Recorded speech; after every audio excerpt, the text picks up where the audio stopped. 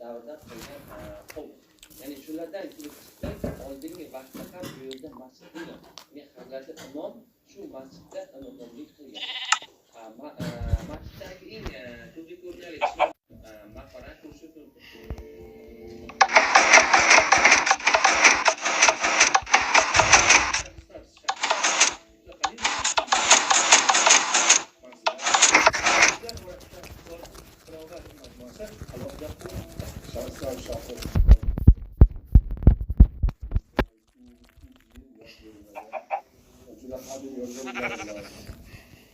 Çekili sayyohlarni, qolasa mahalliy sayyohlar juda ko'p dunyoni e'tiborga tortadigan shaharni bilib yetmasa kerak.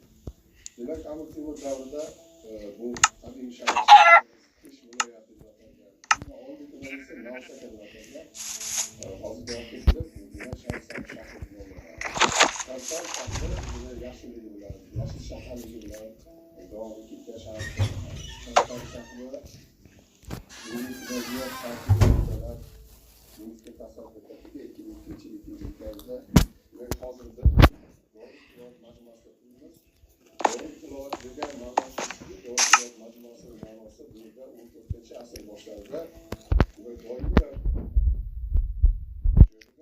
Qur'on tilovat qilinadigan maskan hisoblangan. Shuni hisobiga Do'rt tilovat majmuasi deyiladi.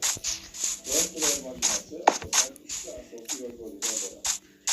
Demek ki birinchi masjidda Shayx Shamsuddin maqbarasi 1303 yilda Amir Temur bu yerda Amir Temur bobomizning otalari Amir Qarag'ayning hamda ustozlari Shayx Shamsuddin qabrlari mavjud. 1303 yilda Amir Temur tomonidan qurilgan. Amir Temur bobomizning otalari Amir Qarag'ay 1360 yilda vafot etganlar. 10 yildan keyin 1302